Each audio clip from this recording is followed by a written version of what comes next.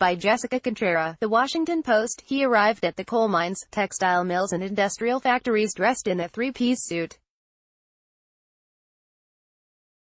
He wooed those in charge, asking to be let in. He was just a humble Bible salesman, he claimed, who wanted to spread the good word to the laborers inside. What Louis Hine actually wanted was to take photos of those laborers, and show the world what it looked like when children were put to work. Start your day with the news you need from the Bay Area and beyond.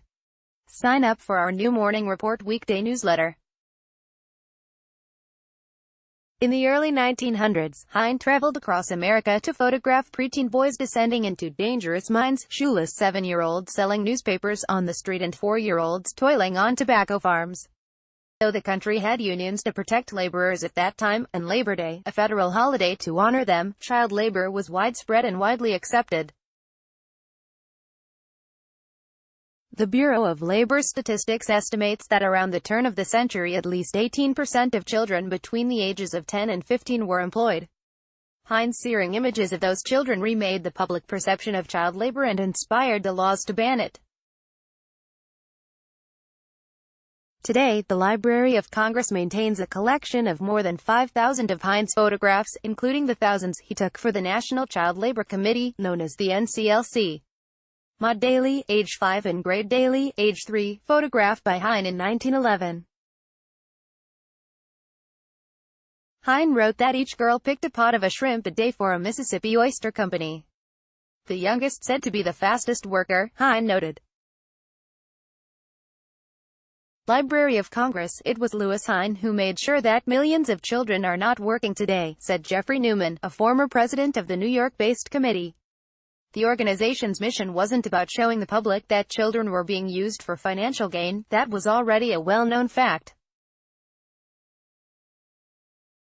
At the time, many believed the practice had substantial benefits. Youth could learn the value of hard work. Businesses could increase their productivity and decrease the hourly pay.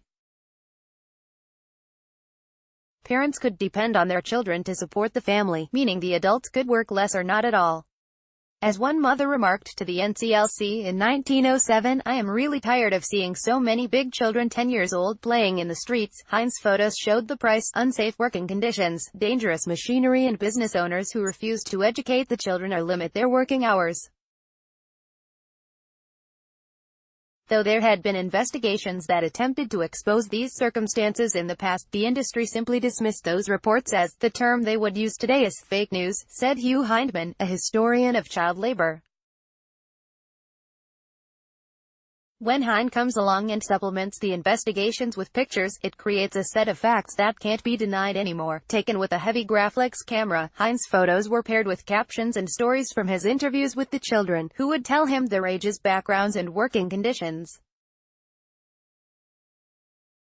If they didn't know their own age, Hine would estimate it by measuring them. As a Bible salesman or in one of his other disguises, such as postcard salesman or machinery photographer, Hine could hardly be seen whipping out a measuring tape. That's why he wore a three-piece suit. He could measure the children against the buttons on his vest. The Breaker Boys, at a Pennsylvania coal mine, photographed by Hine in 1911. Library of Congress. Hine's affinity for telling the stories of the downtrodden probably came from his own start in life. At 18 years old, he began working at a Wisconsin furniture factory after the death of his father. It was up to Hine to keep his family financially afloat. According to the International Photography Hall of Fame, Hine worked 13 hours a day, 6 days a week until he could move on to a seemingly better job, as a janitor in a bank. He began taking college courses on the side to become a teacher. One of Hine's mentors encouraged him to move to Manhattan and begin his teaching career in one of the city's private schools. It was there that Hine picked up photography. In hope of teaching his students to respect the new wave of immigrants coming into the city, he began visiting Ellis Island and photographing the new arrivals. Hine's work attracted the attention of the NCLC, which had been founded in 1904 with the mission of ending child labor. The organization had a particular project in mind for Hine. Today, the use of photography as a tool to expose wrongdoing is hardly revolutionary. But in Hines' time, when newspapers were just beginning to incorporate photos into their daily product, it was nearly unheard of. Hines is credited with inventing the term photo story, and for popularizing a style of portraiture in which the subject looks straight into the camera. His images demand that the viewers look into the children's eyes. In many, the children are looking right back.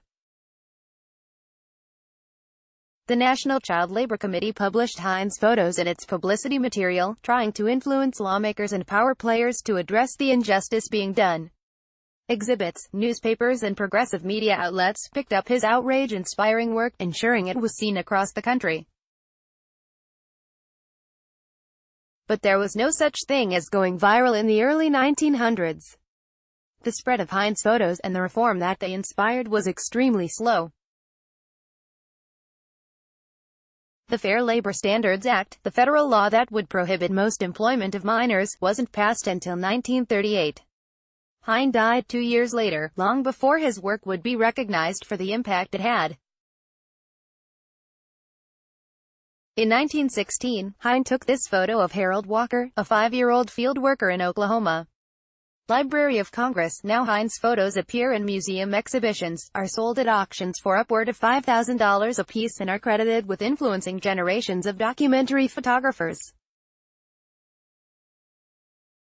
If Hines were working today, he'd be traveling the world, photographing kids still working 14 or 15 hours a day with no serious pay and no health benefits, said photo historian Daley Kaplan.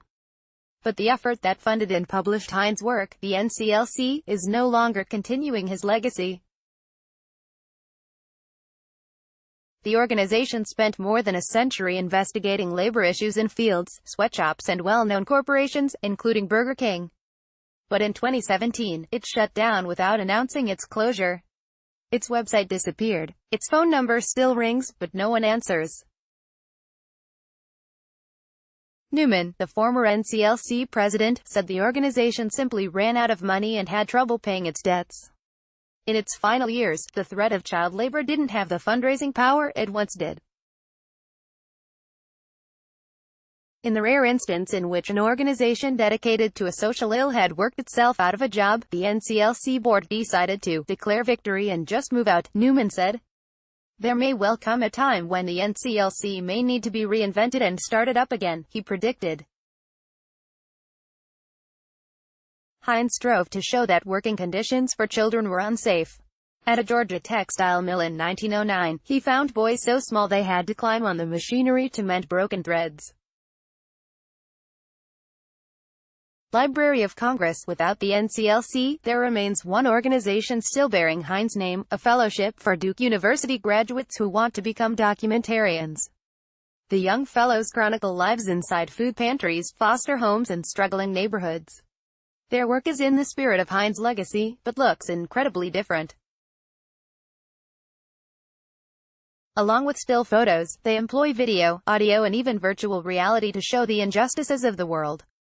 None, as of yet, have had to impersonate a Bible salesman to get the job done. You can explore the archive of Hines' photos on the Library of Congress Digital Archive, http://www.loc.gov/picture/search/?st=grid.